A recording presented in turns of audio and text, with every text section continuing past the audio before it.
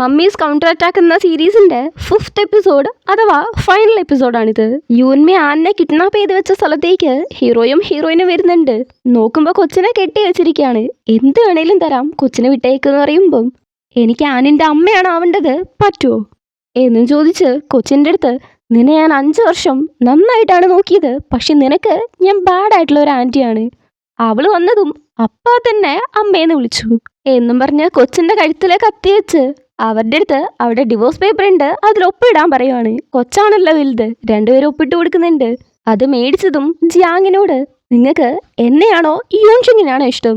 നിന്നെയാണെന്ന് Jiang. അത് കള്ളമാണ്, നിങ്ങൾ എന്നെ ഒരിക്കലും മനസ്സിലാക്കിയിട്ടില്ല എന്ന് പറയാണ്. എന്നും പറഞ്ഞ് കൈ മാറ്റുമ്പം കൊച്ചിന്റെ മേത്ത് അവളുടെ അടുത്തുണ്ടായിരുന്ന കത്തി വെച്ച് മുറിയുവാണ്. പാതിരി അടിച്ച് അവര് കൊച്ചിനെ എടുത്ത് ഹോസ്പിറ്റലിൽ കൊണ്ടുപോകുന്നു. ടെൻഷനായിട്ട് നിൽക്കുമ്പം ജിയാങ് ആണ് അവളെ ആശ്വസിപ്പിക്കുന്നത്. അവൻ കുറച്ച് ലക്കി ആയിട്ടുള്ള കുട്ടിയാണ്, അതുകൊണ്ടൊന്നും പറ്റത്തില്ല എന്നും പറഞ്ഞ്. അപ്പൊ ഡോക്ടർ വന്നിട്ട് കൊച്ചിന് ലേശം സീരിയസ് ആണ്, അർജന്റായിട്ട് P ടൈപ്പ് ബ്ലഡ് വേണം, ഇല്ലെങ്കിൽ ശരിയാവത്തില്ല എന്ന് പറയുന്നു. ഹീറോയിന് സെയിം ബ്ലഡ് ഗ്രൂപ്പ് ആണ്. ജിയാങ് ഇതുവരേക്കും ആൻ അവരുടെ കുട്ടിയാണെന്ന് അവളുടെ അടുത്ത് പറഞ്ഞിട്ടില്ല.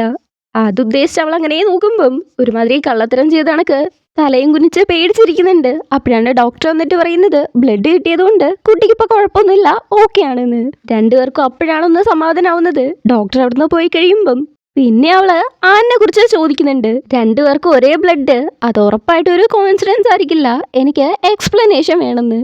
അവൻ നമ്മുടെ കുട്ടിയാണെന്ന് ഹീറോ. അവക്ക് വലിയ അത്ഭുതമൊന്നുമില്ല, എക്സ്പെക്ട് ചെയ്ത കാര്യം തന്നെയാണല്ലോ.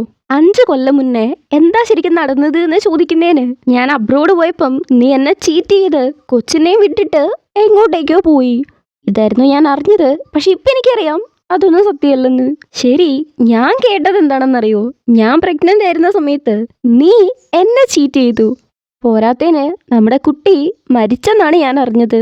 ആദ്യം ഷോക്കായിട്ട് അതെങ്ങനെ ഞാൻ അങ്ങനെ ചെയ്യാന്ന് ചോദിച്ച് പിന്നെയാണ് മനസ്സിലാവുന്നത് അപ്പൊ രണ്ടുപേരും തെറ്റിദ്ധരിക്കപ്പെട്ടിരിക്കുന്നു എന്ന്.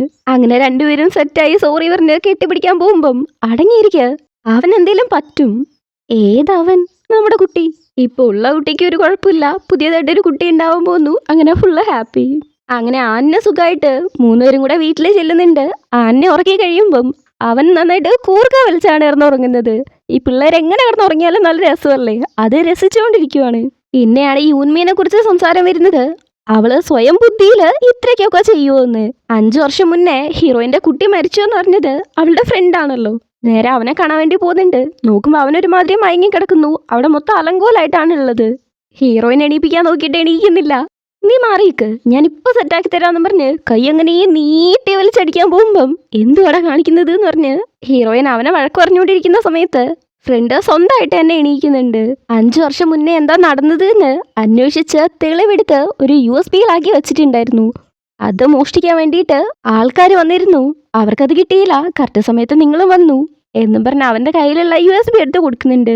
ആരാ വന്നത് എന്ന് ചോദിക്കുമ്പം ജിയാങ്ങിന്റെ അമ്മേന്റെ അസിസ്റ്റന്റ് ആണ്.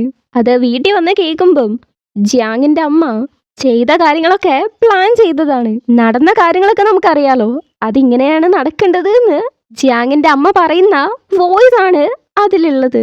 ഇത് രണ്ടുപേരും കേട്ടിട്ട് ഒരുമാതിരി ആവുന്നുണ്ട്. ഹീറോ ദേഷ്യത്തിൽ അവിടെ നിന്ന് പോവാൻ നിൽക്കുമ്പം എങ്ങോട്ടേക്കാണെന്ന് ഹീറോയിൻ. നിനക്കും ആനിനും ജസ്റ്റിസിന് വേണ്ടിയിട്ടാണെന്ന്. ഒന്നുമില്ലേലും അത് അവന്റെ അമ്മയല്ലേന്ന് അവക്കൊരു ബുദ്ധിമുട്ട്. പക്ഷേ ഹീറോ ഒരു കഴിവുകെട്ട ഭർത്താവും അച്ഛനും അല്ലാത്തത് കൊണ്ട് അവിടുന്ന് പോകുന്നുണ്ട്. പക്ഷെ വലുതായിട്ടൊന്നും ചെയ്യുന്നില്ല. യൂൻമി കാരണമാണ് നമ്മുടെ സ്റ്റോക്സ് താഴേക്ക് പോയത്. അതുകൊണ്ട് ചെയർമാനായിട്ടുള്ള അമ്മേനെ ഇവിടുന്ന് പുറത്താക്കണമെന്ന് ഷെയർ ഹോൾഡേഴ്സിന്റെ സമ്മതത്തോടു കൂടെ അത് ചെയ്യുന്നുണ്ട്. അമ്മ അവൻ്റെ അടുത്ത് സംസാരിക്കാൻ വരുമ്പം പ്രത്യേകിച്ചൊന്നും സംസാരിക്കാനില്ല. ഇനിയും യൂൻഷിങ്ങിനെ ഉപദ്രവിക്കാതിരുന്നാ മതി. പിന്നെ യൂറോപ്പിലേക്ക് ടിക്കറ്റ് ബുക്ക് ചെയ്തിട്ടുണ്ട് എന്ന് പറഞ്ഞ് അവിടുന്ന് പോവാണ്. ഹീറോയിന്റെ അങ്കിളിനെ കാണാൻ വേണ്ടി വരുന്നുണ്ട്. ഹീറോയ്ക്കാണെങ്കിലോ ഭയങ്കര നെർവസ്. ആകെപ്പാടെയുള്ള ആശ്വാസം അവർ കൊണ്ടുവന്ന ഗിഫ്റ്റ് വെച്ച് അങ്കിളിനെ മയക്കി എടുക്കാൻ പറ്റുന്നുള്ളതാണ്. അങ്കിള് വന്നതും അങ്കിളിന് വേണ്ടിയിട്ട് ഗിഫ്റ്റ് കൊണ്ടുവന്നിട്ടുണ്ട് എന്ന് പറയുമ്പം എനിക്കൊന്നും വേണ്ട, എനിക്കത് കാണുകയും കൂടെ വേണ്ട, എടുത്തങ്ങ് എറിഞ്ഞു കളഞ്ഞേക്ക്. ശരിക്കും വേണ്ടേ ഗിഫ്റ്റ്?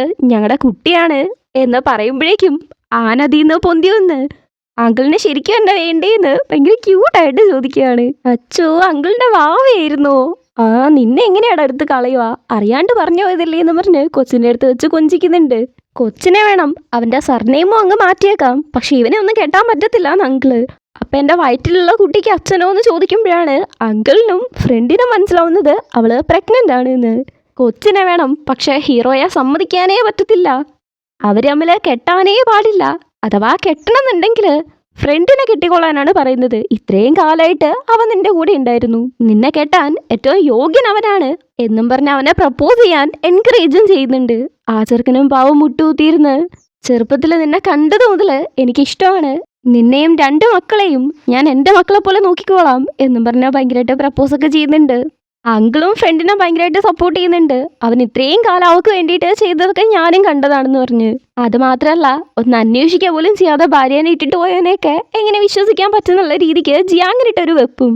എനിക്കൊരു അബദ്ധം പറ്റിപ്പോയി, പക്ഷെ ഇനി ഇത് നടക്കത്തില്ല. ഇനി അഥവാ ഞാനിങ്ങനെ എന്തെങ്കിലും ചെയ്തിട്ടുണ്ടെങ്കിൽ അവൾ എന്നെ ചവിട്ടി പുറത്താക്കിക്കോട്ടെ, ഒരൊറ്റ ചില്ലി കാശ് എനിക്ക് തരണ്ട, ഫുള്ള് പൈസ അവൾ എടുത്തോട്ടെ എന്നൊക്കെ പറഞ്ഞ് എത്രത്തോളം അവൻ അവളെ ഇഷ്ടപ്പെടുന്നുണ്ട് എന്നുള്ളത് അങ്കിളിന് കാണിച്ചു കൊടുക്കുന്നുണ്ട്. ഒരുവിധം അങ്കിളിന്റെ ട്രസ്റ്റും മേടിച്ചെടുക്കുന്നുണ്ട്. സമ്മതമൊന്നും കൊടുക്കാതെ ബാ നമുക്ക് അപ്പുറത്ത് പോയി മാറി നിന്ന് കളിക്കാന്നും പറഞ്ഞ് കൊച്ചിനെയും കൂട്ടി അങ്കിള് പോവാണ് ചെയ്യുന്നത്. ആ ചെറുക്കൻ്റെ അടുത്ത് അവനെ എൻകറേജ് ചെയ്ത് പ്രപ്പോസ് ചെയ്യിപ്പിച്ചിട്ട് അവനെ ഒന്ന് നോക്കുന്ന പോലും ഇല്ല. ഹീറോയ്ക്കും ഹീറോയിനും അങ്കിളിന്റെ അടുത്ത് നിന്ന് സമ്മതം കിട്ടിയതിന്റെ സന്തോഷം അവിടെ അപ്പുറത്തൊരു ജീവന വിഷമം ഉണ്ടാവുന്ന പോലും അവിടെ ആരും ചിന്തിക്കാനില്ല. അടുത്ത സീനില് അങ്കിളെ വിളിച്ചിട്ട് ഹീറോ അങ്കിളിനെ കാണാൻ വേണ്ടി പോകുന്നുണ്ട്. ഹീറോ അവന്റെ സ്വത്തുക്കൾ മൊത്തം ഹീറോയിന്റെ പേരിലേക്ക് ആക്കാനുള്ള പരിപാടികളൊക്കെ ഓൾറെഡി തുടങ്ങി. അതിനെക്കുറിച്ച് സംസാരിക്കാനാണ് അങ്കിള് വന്നിട്ടുള്ളത്. ഹീറോയിന് അത്രത്തോളം ഇഷ്ടമായതുകൊണ്ടാണ് ഹീറോ അങ്ങനെ ചെയ്യുന്നതെന്നുള്ളത് അങ്കിളിന് മനസ്സിലാവുന്നുണ്ട്. അതുകൊണ്ട് തന്നെ അതൊന്നും ആവശ്യമില്ല, നീ ചെയ്യുന്നതിൽ നിന്ന് തന്നെ നിനക്ക് അവളെ എത്ര ഇഷ്ടമാണെന്ന് എനിക്ക് മനസ്സിലാക്കാൻ പറ്റും എന്നും പറഞ്ഞ് അങ്കിളിന്റെ ഭാഗത്തുനിന്ന് ഫുള്ള് സമ്മതം മേടിച്ചെടുക്കുന്നുണ്ട്. അങ്കിള് ഹീറോയിന് സർപ്രൈസ് കൊടുക്കാൻ വേണ്ടിയിട്ട് ഫ്രണ്ട് മൂലമാണ് ഹീറോയെ ഇങ്ങോട്ടേക്ക് വിളിച്ചു വരുത്തിയത്. അങ്ങനെ അവർ രണ്ടും ഹാപ്പി ആയിട്ട് സംസാരിക്കുന്നുണ്ടെങ്കിലും ഇടയ്ക്കിടയ്ക്ക് ജിയാങ് സാഡാവുന്ന കണക്ക് കാണിക്കുന്നുണ്ട്. പിന്നെയാണ് നമുക്ക് മനസ്സിലാവുന്നത് അത് ജിയാങ് അല്ലായിരുന്നു, ഫ്രണ്ടാണ്. അവൻ്റെ അടുത്ത് ഇപ്പൊ ആ ഒരു ബട്ടർഫ്ലൈ ബ്രൂച്ച് ഉണ്ട്, അതുകൊണ്ടാണ് ഇങ്ങനെ വേഷം മാറി വന്നേക്കുന്നത്. എല്ലാരോടും ഒരുപോലെ ദേഷ്യം തോന്നുന്നുണ്ട്. തൻ്റെ അടുത്ത് മാത്രം എല്ലാവരും മോശമായിട്ട് ചെയ്യുന്നു എന്നുള്ള രീതിക്ക് അത്രത്തോളം ദേഷ്യത്തിലും വില്ലത്തരത്തിലുമാണ് നിൽക്കുന്നത്. പിന്നെ നമ്മൾ കാണുന്നത് വീട്ടിലെ മെയ്ഡ് കോഫി എടുത്തുകൊണ്ടിരിക്കുമ്പോൾ ജിയാങ് വന്ന് ഞാൻ എടുത്തോളാന്നും പറഞ്ഞ് കോഫി ഉണ്ടാക്കുന്നുണ്ട്. എന്നിട്ട് അവിടുന്ന് പോകുന്നത് ആ മെയ്ഡ് ഒരുമാതിരി നോക്കിയിരിക്കുന്നുണ്ട് ഒരു വില്ലത്തരത്തില്. കോഫി കുടിക്കുന്നതും അങ്കിളിന് എന്തോ പറ്റുന്നുണ്ട്, കാരണം അതിൽ പോയിസൺ ഉണ്ട്. പിന്നെയാണ് മനസ്സിലാവുന്നത് ആ വന്നിരിക്കുന്നതും ആ നോക്കിയിരിക്കുന്ന മെയ്ഡിന്റെ അടുത്ത് ബട്ടർഫ്ലൈ ബ്രൂച്ച് ഉള്ളതായിട്ട് കാണിക്കുന്നുണ്ട്. അപ്പോഴാണ് മനസ്സിലാവുന്നത് അതും ഫ്രണ്ടാണ് എന്ന്. അങ്കിളിനെ ഡോക്ടർ വന്ന് നോക്കുന്നുണ്ട്. ഹീറോയിൻ വന്ന് അങ്കിളിനെ ഇപ്പോൾ കുഴപ്പമൊന്നുമില്ല എന്നുള്ളത് ഹീറോയോട് പറയുന്നുണ്ട്. ശരിക്കും ഞാനല്ല ചെയ്തത് എന്ന് ഹീറോ അറിയാതെ ഹീറോയിനും പറഞ്ഞുകൊണ്ട് വരുന്ന സമയത്ത് ജെറി വന്നിട്ട് പറയുന്നുണ്ട് അവൻ അന്വേഷിച്ചിട്ടുണ്ടായിരുന്നു, മെയ്ഡ് വന്നിട്ടില്ല എന്നുള്ള ന്യൂസാണ് അവന് കിട്ടിയത്. വന്നിട്ടില്ല എന്നുള്ളത് തീർച്ചയാണ്, പക്ഷേ ഹീറോ കാണുകയും ചെയ്തതാണ്. അങ്ങനെയാണെങ്കിൽ എന്തായിരിക്കും എന്ന് ആലോചിക്കുമ്പോഴാണ് ഓർമ്മ വരുന്നത് ബട്ടർഫ്ലൈ ബ്രൂച്ചിന്റെ കാര്യം. നിനക്കല്ലാതെ വേറെ ആർക്കറിയാന്ന് ചോദിക്കുമ്പം ഫ്രണ്ടിനാണ് നല്ല കാര്യം മനസ്സിലാവുന്നുണ്ട്. അങ്ങനെ ഏകദേശം ഊഹിച്ചെടുക്കുന്നുണ്ട്. ഹീറോയിൻ ഫ്രണ്ടിനെ നല്ലൊരു ഫ്രണ്ടായിട്ട് കണ്ടിട്ട് എന്തിനാ ഇങ്ങനെ ചെയ്തേന്ന് ചോദിക്കാൻ വേണ്ടി പോകുന്നുണ്ട്. അങ്കിളിനെ പോയിസൺ വെച്ചത് ആ കമ്പ്യൂട്ടറിലെ വൈറസ് കയറ്റിയതൊക്കെ ഇവനാണെന്ന് മനസ്സിലാക്കി ചോദിക്കുമ്പം ഇവൻ ചെയ്ത ബാക്കി കാര്യങ്ങളും കൂടെ പറഞ്ഞു കൊടുക്കുന്നുണ്ട്. 5 വർഷം മുന്നേ കുട്ടി മരിച്ചെന്ന് പറഞ്ഞത് എന്തിനധികം ആനെ കിഡ്നാപ്പ് ചെയ്യാൻ പോലും ഇവനാണ് കാരണം. യുവൻമിക്ക് മെസ്സേജ് അയച്ചായിരുന്നല്ലോ അത്. ഇതൊക്കെ അവളുടെ അടുത്ത് പറയുമ്പം ഇവളാകപ്പാടെ ഷോക്കായി പോകുന്നുണ്ട്. ഈ കാര്യങ്ങളൊക്കെ അവൻ വർഷങ്ങളായിട്ട് പ്ലാൻ ചെയ്ത് ചെയ്യുന്നതാണ്. കാരണം അവൻ്റെ അച്ഛൻ മരിക്കാൻ കാരണം ജിയാങ്ങിന്റെ അച്ഛനാണ്. അതിനെ പ്രതികാരം വീട്ടുന്ന രീതിക്കാണ് ഇതൊക്കെ ചെയ്യുന്നത്. ഇങ്ങനെയൊന്നും ചെയ്യരുത്, എനിക്ക് പേടിയാവുന്നെന്നും പറഞ്ഞ് അവള് പോവാൻ നിൽക്കുമ്പം അവളെ ഒരിക്കലും ഹേർട്ട് ചെയ്യാൻ വേണ്ടിയിട്ടല്ല ഇതൊക്കെ ചെയ്തത്, അവളെ ഒരുപാട് ഇഷ്ടമാണെന്നും പറഞ്ഞ് ബോധം കെടുത്തി അങ്കിളിന്റെ റൂമിൽ കൊണ്ടുപോയി കെട്ടിയിടുന്നുണ്ട്. ജിയാങ്ങും ആനും അങ്കിളിനെ കാണാൻ വേണ്ടി വരുന്നുണ്ട്. ഇവനാണ് വിളിച്ചു വരുത്തിയത്. എന്നിട്ട് അങ്കിളായിട്ട് അവിടെ പോയി അവരുടെ അടുത്ത് സംസാരിച്ച് ജിയാങ്ങിന് കാർഡിയാക് അറസ്റ്റ് ഉണ്ടാക്കാൻ പോകുന്ന മരുന്ന് കൊടുക്കാൻ പോവാണ്. അതവൾക്ക് ലൈവായിട്ട് ലിവിംഗ് റൂമിലെ ക്യാമറ വഴി കാണാമെന്നും പറഞ്ഞ് നിർബന്ധിച്ച് അവളുടെ തല പിടിച്ച് കാണിക്കുന്നൊക്കെ ഉണ്ട്. അവളുടെ വായും കയ്യും കാലും എല്ലാം കെട്ടിയിട്ടിരിക്കുകയാണ്. അവളെ കൊണ്ടാണെങ്കിൽ ഒന്നും ചെയ്യാനും പറ്റത്തില്ല. ഫ്രണ്ട് ബ്രൂച്ചും കുത്തി ഹീറോയ്ക്കും ആനിനും വേണ്ടി വെയിറ്റ് ചെയ്തിരിക്കുമ്പം അവരങ്ങോട്ടേക്ക് വരുന്നുണ്ട്. അങ്കിളിനെ പോലെ തന്നെയാണ് പെരുമാറുന്നത്. കൊച്ചിനെയൊക്കെ എടുത്ത് വെച്ചാൽ കൊഞ്ചിക്കുന്നൊക്കെ ഉണ്ട്. എന്നിട്ട് അവിടെ ഇരുന്ന് കാഷ്വലായിട്ട് സംസാരിക്കുകയാണ്. ഇതിൻ്റെ ഇടയ്ക്ക് യൂൻഷി ഇങ്ങനെ കണ്ടിരുന്നോന്നും ചോദിക്കുന്നുണ്ട്. വിളിച്ചിട്ട് എടുക്കുന്നില്ലെന്ന് ജിയാങ്. വോയിസ് തന്നേന് ഫ്രണ്ട് എന്നോട് ക്ഷമ ചോദിച്ചായിരുന്നു, ഞാനും ക്ഷമിച്ചു വിട്ടു, ചെറിയ പിള്ളേരല്ലേ, അപ്പൊ അവക്ക് അവനെ ഒന്ന് കാണണം എന്ന് പറഞ്ഞിട്ട് അങ്ങോട്ടേക്ക് പോയതായിരുന്നു. അല്ല അതൊക്കെ പോട്ടെ, നിനക്ക് അടിപൊളിയായിട്ടുള്ള ചായ വേണോ എന്നും ചോദിച്ച് പോയിട്ട് ചായ എടുത്തോണ്ട് വരുന്നുണ്ട്. ഇതൊക്കെ കാണുന്ന ഹീറോയിന് ജീവൻ പോകുന്നുണ്ട്. ഒച്ചയിൽ അലറുന്നുണ്ട്. പക്ഷെ എന്ത് കാര്യം, ടേപ്പ് പൊട്ടിച്ചേക്കുമല്ലേ, നല്ല സ്മെല്ലുണ്ട് എന്ന് പറഞ്ഞ് ജിയാങ്ങും കുടിക്കാൻ പോകുന്ന സമയത്ത് ആൻ അച്ഛൻ്റെ അടുത്ത് കണ്ണാടി വെക്കാൻ പറഞ്ഞ് അതെടുത്ത് കൊടുക്കുന്നുണ്ട്. അത് വെക്കുന്നതും തൻ്റെ മുന്നിലുള്ളത് ഫ്രണ്ടാണെന്നുള്ള കാര്യം മനസ്സിലാവുന്നുണ്ട്. കുടിക്കാൻ പോകുന്ന പോലെ കൊണ്ടുവന്നിട്ട് അത് ഫ്രണ്ടിന്റെ മുഖത്തേക്ക് എന്നെ എടുത്ത് ഒഴിക്കുന്നുണ്ട്. അവനെ പിടിച്ച് കെട്ടിയിട്ട് ഹീറോയിനെ കണ്ടുപിടിച്ച് അവളെ അഴിച്ചുകൊണ്ട് വരുന്നുണ്ട്. ഇപ്രാവശ്യം രക്ഷപ്പെട്ടാലും ഉറപ്പായിട്ട് ഞാൻ നിന്നെ കൊന്നിരിക്കുന്നു. എന്റെ അച്ഛൻ മരിക്കാൻ കാരണം നിന്റെ അച്ഛനാണ്, നിന്നെ ഞാൻ വെറുതെ വിടത്തില്ല എന്ന് പറഞ്ഞ് ഒച്ചയെടുക്കുമ്പം നിന്റെ അച്ഛനാണ് പേഴ്സണൽ ഗെയിനിന് വേണ്ടിയിട്ട് സ്റ്റോക്കിന്റെ കാര്യങ്ങളൊക്കെ മാനിപ്പുലേറ്റ് ചെയ്ത് വെച്ചത്. അത് എക്സ്പോസ്ഡ് ആയപ്പം പോയി ആത്മഹത്യ ചെയ്തു. ഇതിൽ എനിക്കും എൻ്റെ അച്ഛനും ഒരു പങ്കുമില്ല. പക്ഷെ നിങ്ങളുടെ ഫാമിലി കാരനാണ് അദ്ദേഹം മരിച്ചത്. എൻ്റെ അച്ഛൻ നിന്റെ അച്ഛന് പുതിയൊരു ചാൻസ് കൊടുത്തതാണ്, പക്ഷെ അദ്ദേഹം അതിനെ ഫേസ് ചെയ്യാൻ പറ്റാണ്ട് ആത്മഹത്യ ചെയ്തു. ഇതിൽ ഞങ്ങളുടെ തെറ്റൊന്നുമില്ല. പിന്നെ നിന്റെ അച്ഛൻ ചെയ്തതിനെക്കാട്ടും കൂടുതൽ തെറ്റുകൾ നീ ചെയ്തിട്ടുണ്ട്. അതിനുള്ളത് നീ അനുഭവിക്കും. പോലീസ് ഇപ്പൊ വന്ന് നിന്നെ കൂട്ടിയിട്ട് നോക്കോളും എന്ന് ഹീറോയുടെ ഭാഗം കഴിയുമ്പം അടുത്തത് ഹീറോയിൻ.